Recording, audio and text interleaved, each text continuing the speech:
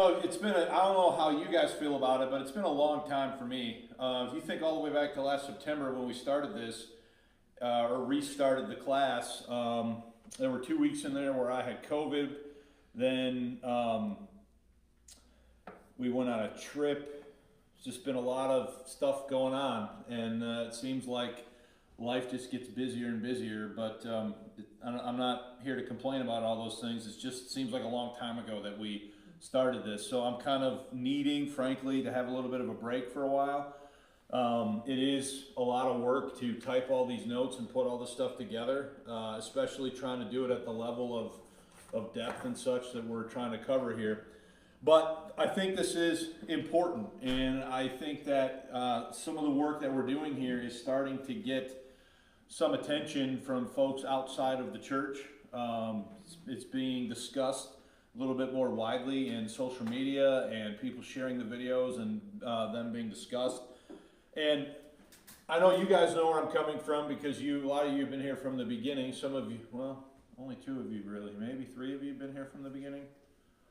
The rest of you, maybe Bart, I can't remember, but I know the Stewarts came in the middle of all this, right? I'd already started this stuff when you guys started attending, I think. Yeah, so, and then obviously you gentlemen, the brothers over here, you guys are new this term, so everyone's kind of coming in at a different spot, but my intention has always been to set forth a defense and a position, a pro-King James position that is accurate and in line with the facts and not saying things that should not be said or those sorts of things. So I'm definitely not a critical text advocate. I'm definitely not a modern version advocate. I'm a traditional text King James Bible believer. And what all these lessons have been put together is from the vantage point of trying to put forward a more accurate understanding of these issues. And I know everyone's kind of coming at these things from a little bit different point of view. So to follow along, if you're joining us online right now and you want to follow along, if you go to gracelifebiblechurch.com, and then if you will scroll down to May 15 right here, you'll see a link for lesson 178. And we're going to go ahead and load that link and get started here. Now, I have, how many pages of notes are there here? There's like 9 or 8, it's 8 pages. Some of this stuff we might skip over because there's a few things that I definitely want to get to before we finish. And I don't want to be rushed at the end and be wishing I had more time to say a few things. So I kind of have in my mind what I want that to look like, and we'll just have to see how the time goes, all right? So you should have in front of you lesson 178, the pre-1611 evidence for the text, final thoughts on the impact of about 1602 on the King James Bible. So since lesson 171, this is now lesson 178 today, since lesson 171 we have been looking at the connection between the document known as BOD 1602 and the authorized version of 1611. All told, we have considered the following on this topic. The work in progress documents analyzing the pre-1611 evidence for the text, and that's way back now, lesson 162, we covered scholarly awareness of BOD 1602. Then we looked at, in lesson 171, we looked at pre-1611 evidence for the text, we looked at the physical description and contents. And then we spent 3 lessons, 172, 173, and 174, looking at the Old Testament. And we've spent 3 lessons, 175, 176, and last week 177, looking at the New Testament. So all told, we've spent basically 8 hours on this. Now, we could have spent infinitely more time, but I think I've covered enough for you to get the sense and the gist of what's going on without being hopefully too repetitive or too boring in that, okay? So having spent 8 lessons investigating various aspects of the connection between BOD 1602 and the King James Bible, I think we can appreciate the veracity of Dr. David Norton's statement in a textual history of the King James Bible, quote, "There is one complete 1602 Bishop's Bible with annotations by the translators, Bodleian Library Bible in English, 1602 B1. It is the most important evidence for the King James Bible text outside of the first printings because it is the nearest we can get to the translator's master copy." So again, what we've been looking at is probably as close that we're going to get. Certainly other things could be discovered in the libraries of Great Britain, okay? Probably is where you would find something like this. but as far as we know up to right now, this is probably as close as we're going to get to being able to see the master copy of the work that was handed to the printer. All right. This, of course, means that we have established beyond reasonable historical doubt that the King James Bible, that the King James translators followed Rule 1 and used the bishops as their base text, literally writing their translational choices onto the pages of a 1602 Bishop's Bible. So we've seen that for 6 lessons. I don't need to repeat that. You guys know what that is at this point, all right? So let's get into the first point, which is further thoughts on Bod 1602 from Dr. Norton. Now, this is the part that I might cut short, depending on how time goes, because I definitely want to get to the last point in the notes. So part of my thinking was I wanted this material in the printed form of the notes, even if we didn't specifically talk about all of it in class. I wanted it to be there for those who might be interested in reading it. Dr. David Norton believes that Bod 1602 stands out as the greatest evidence we have for the text created by the King James translators. Please consider the following statements to this end. Quote, "This makes it highly probable that the relationship of Bod 1602 to 1611 is paternal or grandpaternal rather than avuncular. For the reading descends directly from a scribe, particularly of Bod 1602. Examples of this sort show that the annotations in Bod 1602 are highly important as evidence for the text of the King James Bible and have a status that all other evidence lacks." Okay? Now, I think that's an important point, right? Because what he's saying there is this evidence is unique in the sense that it is them conforming the text to the way that they wanted the text to read. And we've seen that now over a number of weeks, looking at many different examples. Look at the second quote. "The unique importance of Bod 1602 as evidence for the text is clear. It sounds a warning against over-presumption of error in the first printed text because it sometimes shows that what would otherwise look like an error is the deliberate work of the translators. None of the other evidence does this." Okay, end quote. So, a lot of folks out there on Facebook, social media, YouTube, etc., they assume that, and maybe it's not an unfair assumption, because Dr. Norton is not coming at this from the same vantage point of faith in the text that, say, I have or other King James advocates have. So a lot of people have been quick to criticize some of the statements that Dr. Norton has made. However, as I've thought about him, a lot of what he's saying is, where I think he goes wrong is when he starts to speculate as to why something is the way that it is. When you are simply reporting it to be a certain way, that is much more factual because it is what it is. But when you start speculating more than 400 years later as to why something is the way that it is, we don't always know. And we can look at the Greek, we can look at the Hebrew, we can see maybe why they made a choice that they made. But what we're after here is just understanding sort of the facts of the case, okay?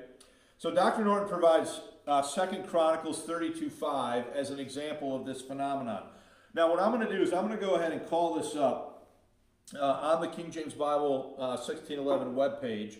So I'm going to go to 2 Chronicles chapter, 32. And you guys should find that in your Bibles. And we will look at, and I want the actual page.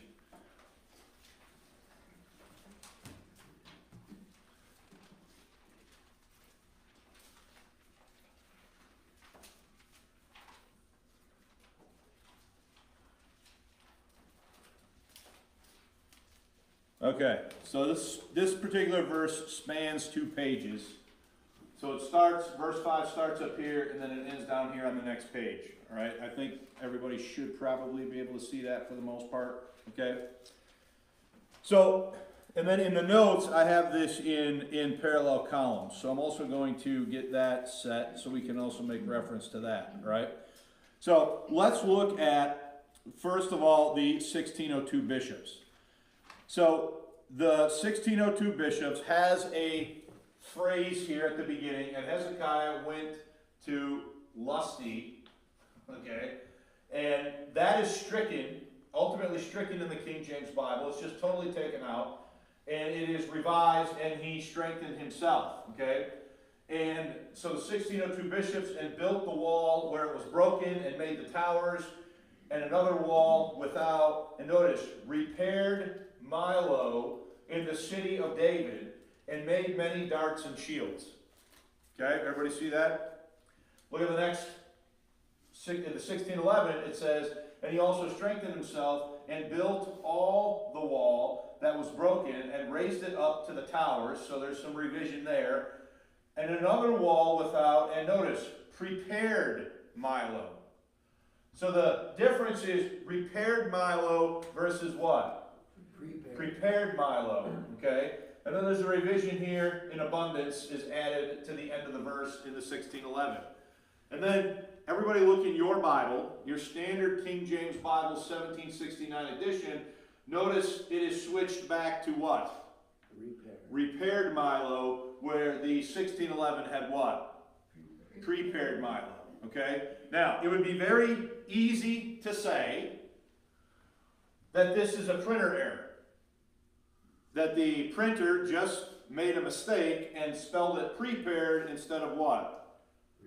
Repaired. Okay? And this is where, in Dr. Norton's opinion, the evidence of Bod 1602 is important. So let's look at the quote now under that diagram. And by the way, you can see that yourself. So let's just go back here. So here's the verse in the 1611. And he strengthened himself and built up all the wall that was broken, and raised it up to the towers, and other wall without, I think that's what that says, and prepared. So there it is. Is it in the 1611 text as prepared? Yes. All right. So let's go to the notes. Only the last two phrases appear untouched, yet the translators did revise repaired Milo. They inserted P at the beginning and deleted the I, creating prepared Milo. So, in Bod 1602, are there notations? I don't have a picture of this page because of the limited release, but have they specifically revised this, repaired, to say what? Prepared in Bod 1602. Okay? Let's go back to the notes. In the 1616 edition, repaired found its way back into the text and has remained there ever since. The critical point is this. A later edition gives a reading that the translators had explicitly rejected, and this rejected reading has become our received reading. The evidence of Bod 1602 makes it impossible to take prepared as an accident. So an editor must now choose whether to follow the translators or tradition, knowing that the tradition or received reading comes from the understanding of someone in Barker's printing house. So understand, what is he saying? What Norton is saying is that the evidence found in Bod 1602 reveals that they intentionally revised this to say this. That's what the evidence suggests, right? But then in 1616, they switched it to what? Repaired. So the repaired doesn't match what the 1602 bishops originally had, all right? So what Norton is getting at is it would be very easy to just look at that and say, well, that's a printer error. And in the absence of some other piece of evidence like Bod 1602, that might be the simple explanation.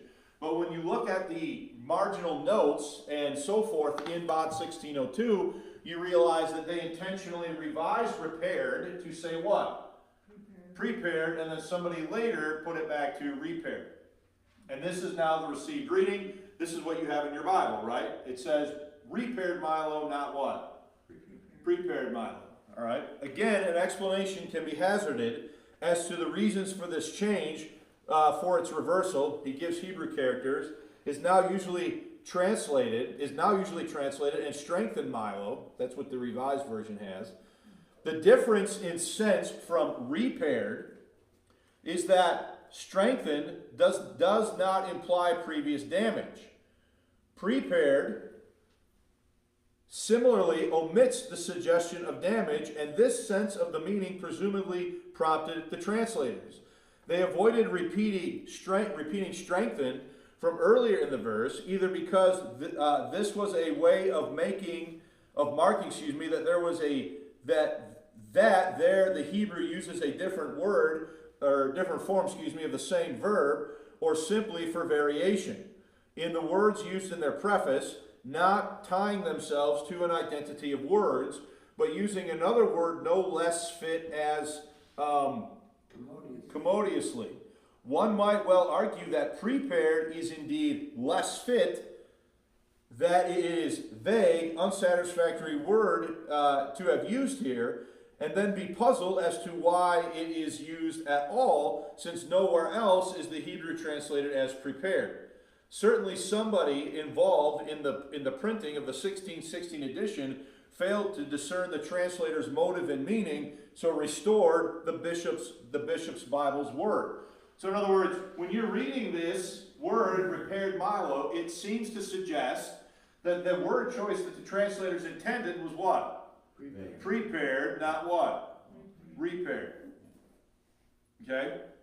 Now this is where a lot of people are going to lose their minds, because this does not cohere with the standard, narrative and stuff that King James only advocates like to sort of repeat, right?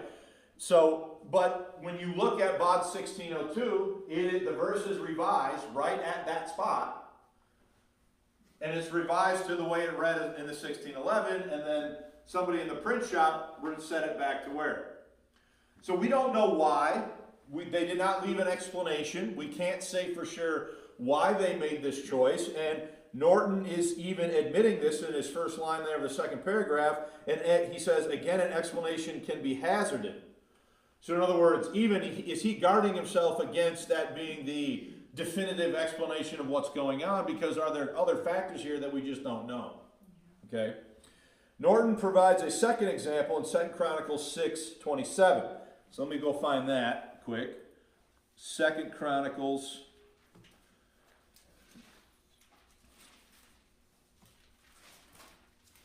6, verse 27.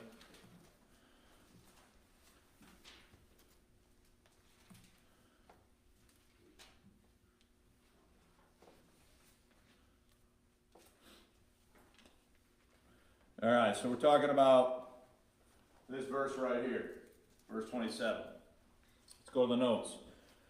One more typical example, 2 Chronicles 6:27 now reads, "And send rain upon the land which thou hast given unto thy people for an inheritance." Okay? Somebody look that up in your Bible. Is that the way? Somebody read that for me out of your Bible. 2 Chronicles 6:27. Then hear thou from heaven, and forgive the sin of thy servants and of thy people Israel, when thou hast taught them the good way wherein they should walk, and send rain upon thy land, which thou hast given unto thy people for an inheritance. So yours says on thy land, right? Mm-hmm. Yes. So if you look here it says the land. You see how yours says thy and this says the? Yeah. Okay. Let's go back to the notes. One more typical example, 2 Chronicles 6:27 now reads, "And send rain upon thy land which thou hast given unto thy people for an inheritance." So you notice that thy is there twice, right? Notice the next sentence. This is also how it read in the 1602 Bishop's Bible, with upon thy land translating the Hebrew literally. The King James Bible originally read upon the land, like I just showed you on the screen. And Bod 1602 shows the translators rejecting what has become the received reading. They struck through thy and substituted the. Then trying the text by the Hebrew, one presumes, the editors of the Cambridge edition in 1639 observed the land was not literally accurate, and so corrected it to thy land. Now understand what he's saying there, okay? Did this reading, the land, survive until 1638? So in 1638, when Cambridge is doing the 1638 edition, they're looking at that verse, the land, they're comparing it against the Hebrew, and they say, there must be a what? Printer error here. And so they switch it from the to what? Thy. And so what became the standard reading? The land or thy land? Thy land became the standard reading.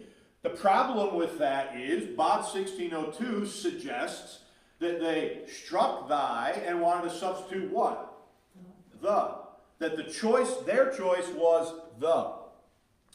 That's what the document suggests. The translator's original reason for the non-literal translation has ceased to be apparent to their successors. So in other words, do they leave any explanation of why they made the choice? So does a later editor come in there now and make what they perceive to be a change back? But Bod 1602 would suggest that the translators made that choice intentionally. So has somebody come out and reversed their choice? Okay. We may guess, so here he is, so notice what Norton says. We may guess as to their original reading, or reasons. The translators may have considered thy redundant in context and justified the decision from the Vulgate, which also admits the possessive, and I'm not even going to try to pronounce the Latin there, but the critical point is that Bod 1602 shows that the translators deliberately rejected the reading that the later editor what? Recreated. Okay? So I know this is like, I don't want to sound like Al Gore here, but this is an inconvenient truth, right?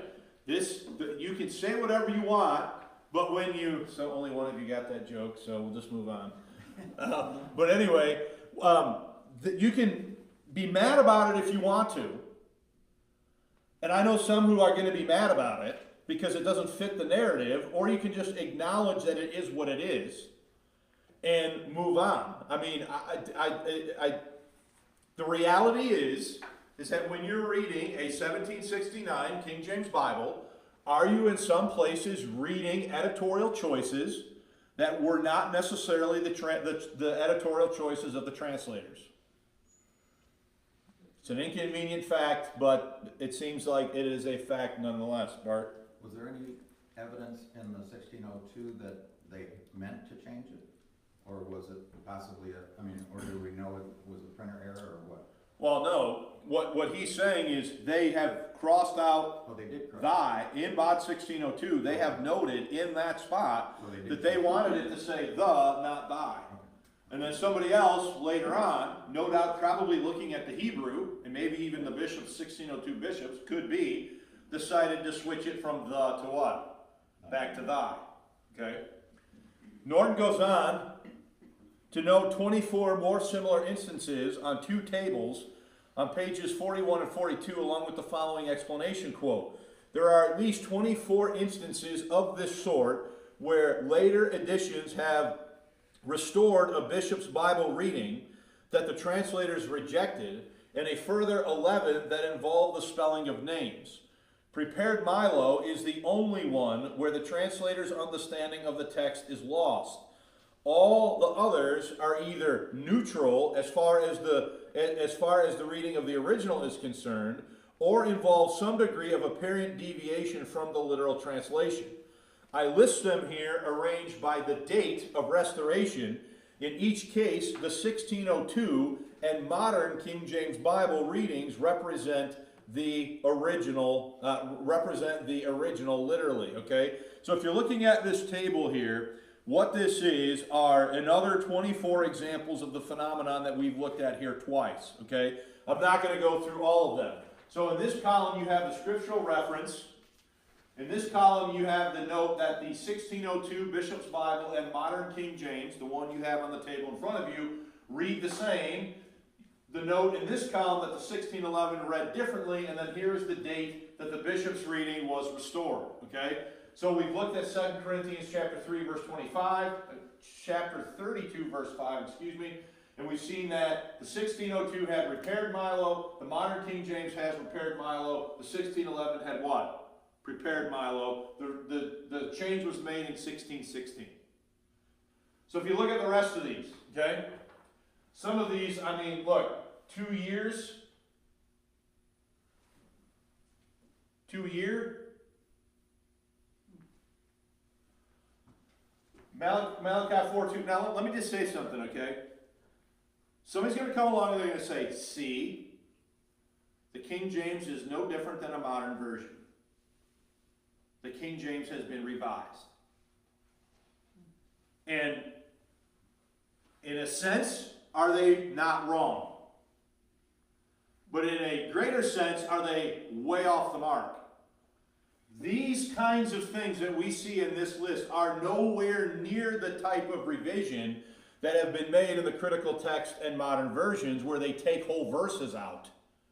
Or, you know, entire passages are dropped from the text. All right? So I'm not going to go through all 24 of these. You guys have the list. Those of you that are online, you have access to the notes. You can check those out for yourselves. But there's your list of 24 as far as the date of the restoration. Okay? And if you go to page 4, you can see that this was still happening all the way until the text was standardized in 1769. With the one there in Ezekiel chapter 1, verse 17. Okay? So many of them are stuff like this, right? Thy land, the land. We already saw that one, right?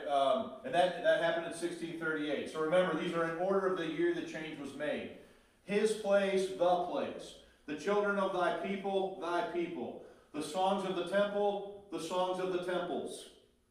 So most of them are not, like Norton said there, most of them are either explainable via a slightly less literal translation, or, let me just read his statement again here. Prepared Milo is the only one where the translator's understanding of the text is lost. All the others are either neutral as far as the reading of the original is concerned. So in other words, it could have gone what? Either way. Or involve some degree of apparent deviation from literal translation. So in other words, they may have made a choice in that instance to just not translate it quite as what? Literally. Okay? That's what he's saying. All right? And then we can look at page 4, this point here, regarding the discrepancies of the spelling of names. Nord states the following, quote, he says, there are 11 names given in the 1611 spelling, which are restored to their 1602 spellings by later editions. And you can read what they all are there. So in other words, there's variance in the spelling of these names. The 1611 spelled them one way, and then later on the spelling was restored back to the way they were spelled in the 1602, all right?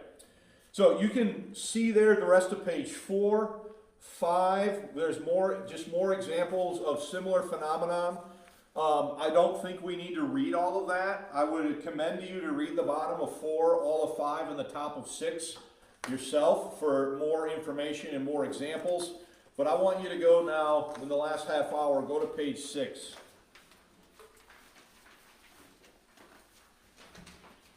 Go to page 6. Now, Dr. Lawrence Vance. Dr. Lawrence Vance is a King James Bible believer who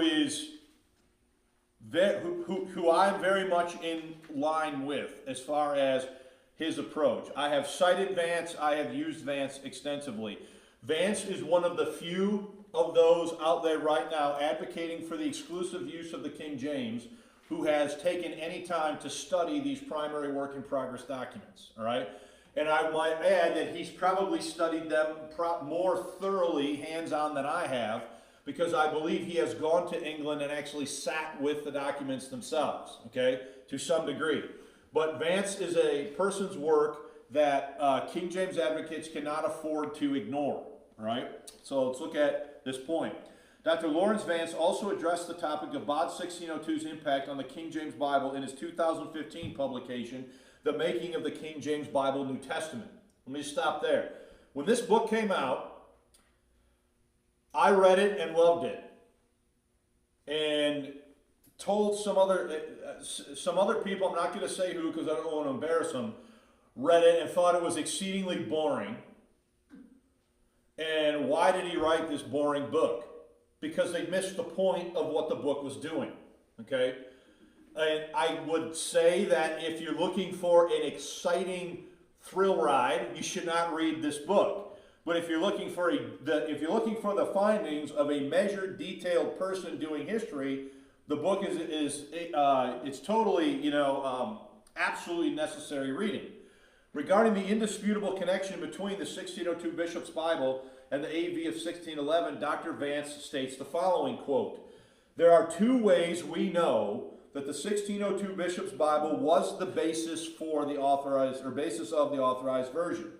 First, there is the internal evidence, the sheer number of verses in the authorized version that match verbatim the text of the 1602 Bishop's Bible.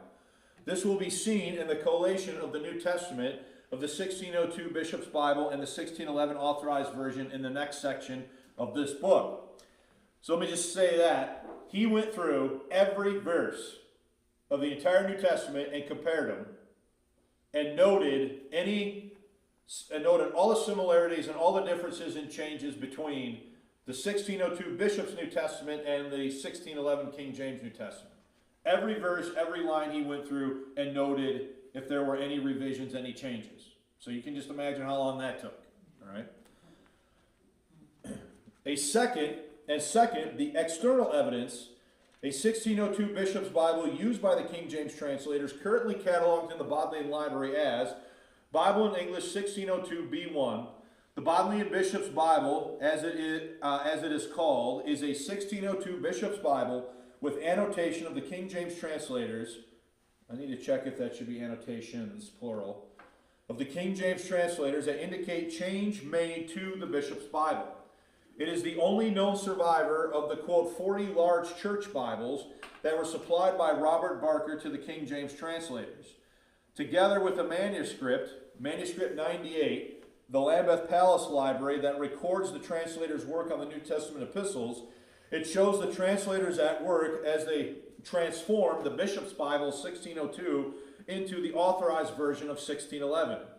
These two things are more fully discussed in the analysis section of this book. So, Vance has done a huge work here in doing this collation, right? Having investigated both the Old and the New Testament portions of Bod 1602 as well as Manuscript 98, prudence dictates that we consider some summative takeaways. To accomplish this task, we will look at the analysis section of Dr. Vance's possessive 2015 work. Prior to the analysis, at the back of the book, Dr. Vance provides a complete collation of a 1602 Bishop's Bible with an 1611 AV for the entirety of the New Testament. So like I said, verse by verse, line by line, word by word, compared everything, made a table, noted it, and printed it in the book. Okay? So, here's what he says. The collation of the New Testament of the authorized version of 1611 with the Bishop's Bible text of 1602 yields the following results. So what I'm going to do, guys, is I'm going to put up this table here on the screen. I'm going to try to get it centered so you can see the whole thing. And we're going to make notes on this as we go through this. I'm going to point stuff out to you on this table. I know your copy, I guess that's not... It's readable. Is it readable? Yeah, it's readable. Hopefully it's readable.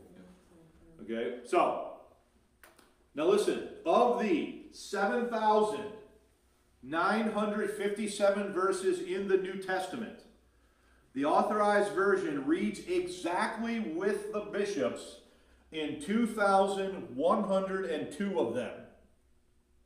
So what does that mean? Verbatim. 26.4%. So a quarter of the Bishop's New Testament and the 1611 King James New Testament does it read exactly identically. With no revision at all. A quarter of it. 2,102 verses. All right? Next line.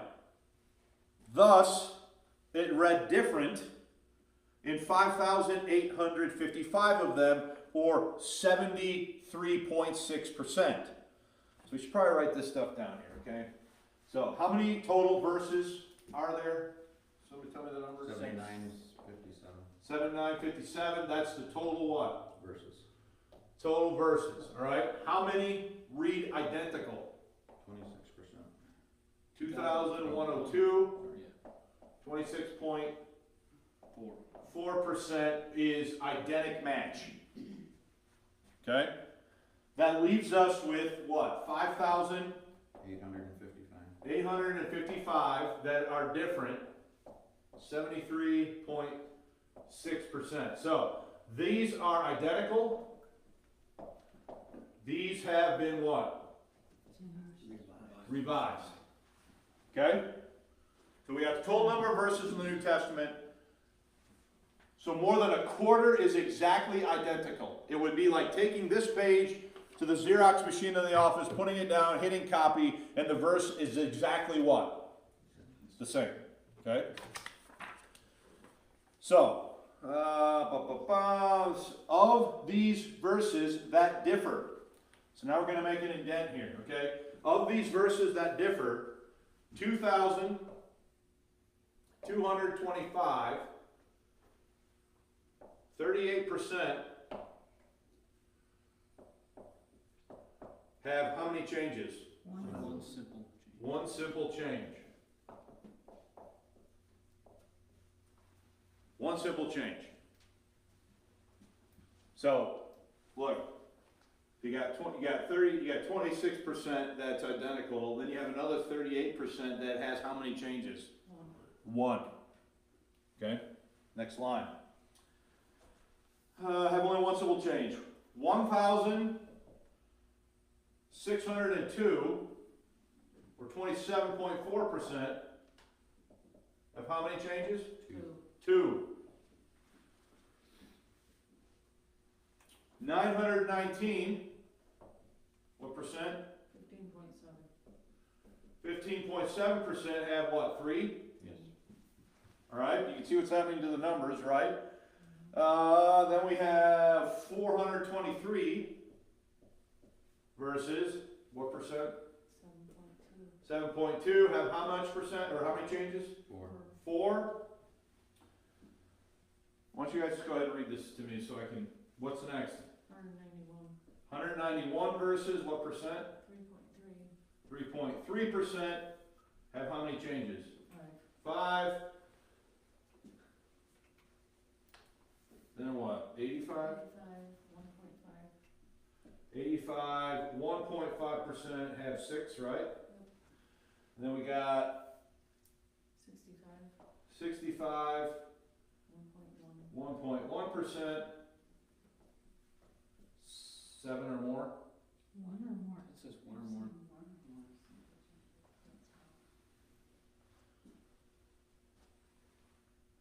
That's got to be wrong. Yeah, it should be 7. I think it's 7. Because even if you look over here, it's 7. Because here, see this 7 plus? Yeah. So these columns here are matching those statistics. Okay? So that should be 7. And then we have 336, 5.7% that have what does he call it? Complex change. That means there's a lot of what? Revision. All right? So of the ones that are revised, these are the statistics of the ones that are revised. So even on the ones that are revised, the vast majority of them have only 1 or 2 simple what? Changes. All right? You with me so far? So, the total, look at the last sentence. The total changes come to 12,812. In those verses with changes, the average number of changes per verse is 2.19. All right? So when I look at this data, what I walk away with is the overwhelming impression that the King James Bible clearly was a revision of what Bible? the 1602 Bishop's Bible. I mean, statistically, it's an impossibility for it to have come from anywhere, from any other source. Okay? You with these? Anybody got any question about these numbers? Because we're going to go over here in a minute here. All right? No? The following explanation accompanies the table. So, to get an approximate percent of the text in each book of the Authorized Version, New Testament, that basically reads as the bishop, we can take the number of words in each book of the Authorized Version and subtract the number of changes from the bishop's Bible. Since most changes involve just one word, along with the number of words affected by complex change. The results by book are summarized in the chart that follows. It's above in the notes. The chart indicates for each book of the New Testament the total number of verses. So let's start there, okay? So let's just go to the top line, Matthew. Here are the total number of verses in Matthew. All right? Here are the total number of verses that are unchanged. So of 1,071 verses in Matthew, 402 are what? Unchanged. Exactly identical to the 1602 bishops. The percent there is 38%. So 38% of Matthew is completely what? Unchanged. Is everybody with that? Then as you work your way across, 302 verses have one change. 187 have two changes. 112 have three changes. 35 have four changes. 9 have 5 changes. 2 have 6 changes. 3 have 7 changes. And 19 of them are what he would call a complex what? Change. All right? For a total number of changes, 1,272. Average change per verse, 1.90. Bishops, AV, correlation, what percent? 94%. So for the book of Matthew, 94% of the book of Matthew is essentially identical to the bishop's Bible by statistical analysis of the changes. You following that? Okay? We good? Anybody got a question? If you have a question, make sure you ask. The results by book are summarized on the chart, blah, blah, blah. The number of verses that are unchanged, I already showed you that, percentage of verses that are unchanged. The number of verses with 1, 2, 3, 4, 5, 6, and 7 or more simple changes. The number of verses with complex changes. The total number of changes, the average number of changes per verse, and in those verses, that exhibit change, and the approximate percentage of text of the Authorized Version that basically reads as the bishop's. All right? So the approximate, now, let's go all the way to the bottom. I hope we can pick this up on the screen. So let's go all the way to the bottom. If you come all the way over here for the entire New Testament, what percent of the bishop's New Testament and the King James are essentially the same? 91%. 91% are essentially identical between a 1602 bishops and a 1611 King James for the New Testament. All right? Now you can understand why he did this for the New Testament. How much longer would this have taken for the Old? Plus, because for the New we have both Bod 1602 and Manuscript 98, can you essentially track it for almost the entire New Testament? Okay? Now you can certainly compare verse with verse, but the added bonus for the New Testament is you can look at the primary documents, work in progress documents, to look at more data and more things. Okay? So the approximate percentage of the text of the Authorized Version New Testament that basically reads as the bishop's Bible is 91%. There are two things that directly record the King James translators as they transform, the translators at work, as they transform the bishop's Bible of 1602 into the Authorized Version of 1611. a Lambeth Palace Library manuscript 98, and a Bishop's Bible in the Bodleian Library, Bod 1602. So I think you can see very clearly what the significance is of why we went through all of this information. Because when we go through this information, are we actually seeing them doing the work? And at the end of the day, I'm going to make that bring this up a little higher. You can see that the bishops and King James New Testaments are essentially 91% what? The same. All right? Now, does anybody have any questions or comments about that? Because if you don't, I did have one more thing I wanted to mention.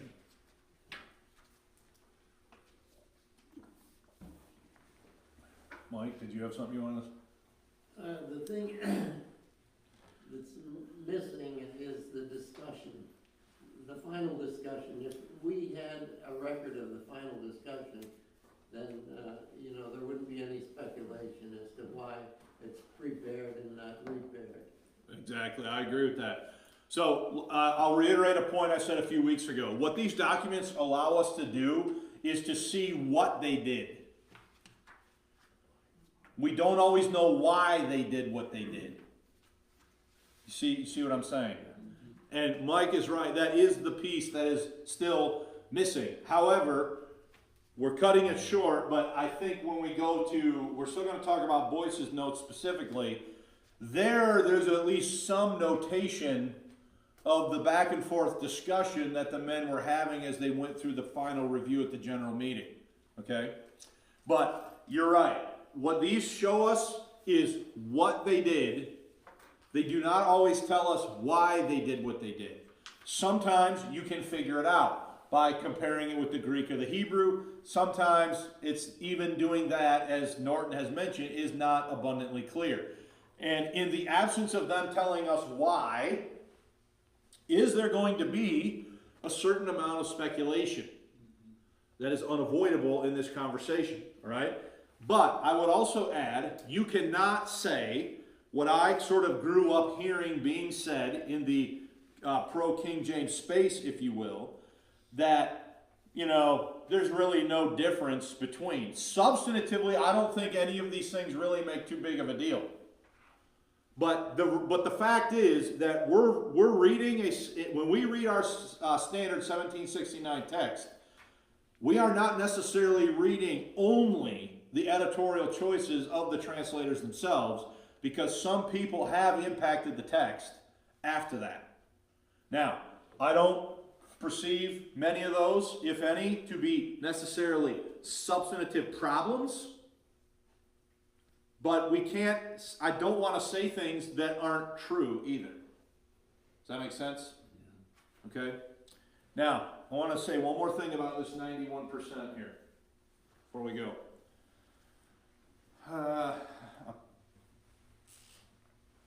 So,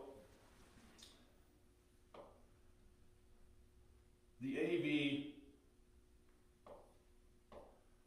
1611 is a revision of what? Bishop. The bishops. So is there 91% confluence between them? The bishops was a revision of what? Who remembers?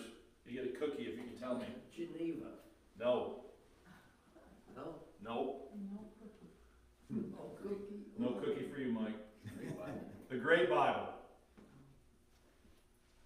This was the first Bible authorized by the church. The bishops was a revision of the Great Bible.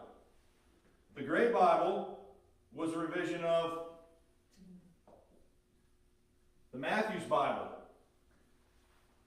Remember, the Matthew's Bible was the complete work of William Tyndale. The Matthew's Bible had Tyndale's New Testament.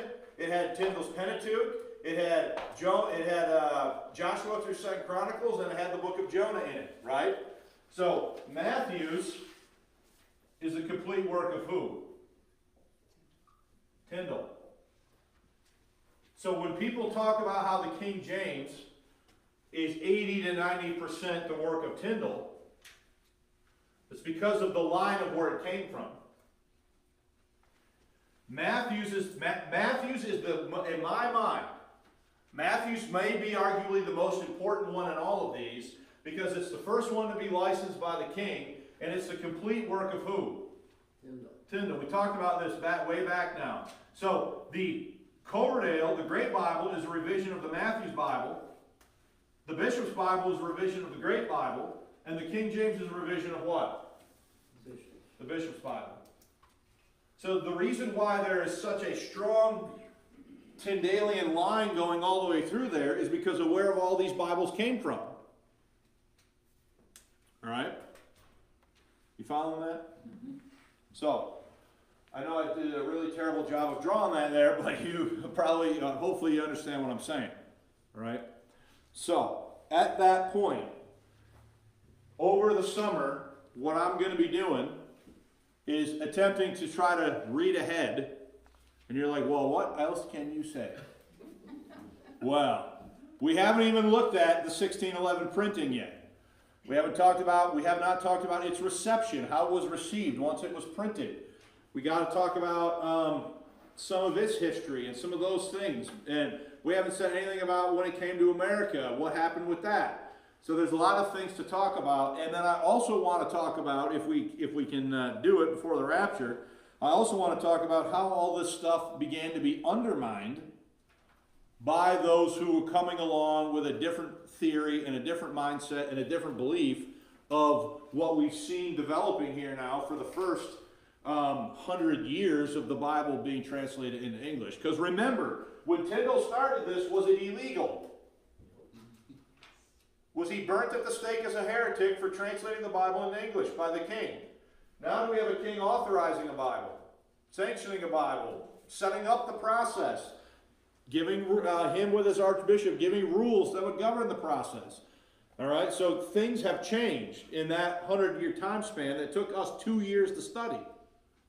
All right, so that's kind of where I'm going next.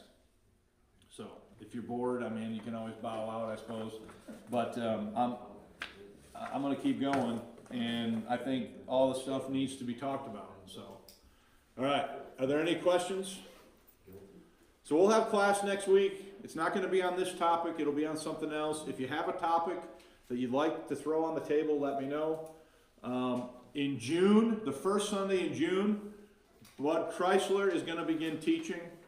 He's going to do a 6-part study on biblical archaeology for all of June and the first 2 weeks of July. And then I have a calendar that's blank for the rest of July and August that needs some men to step up to.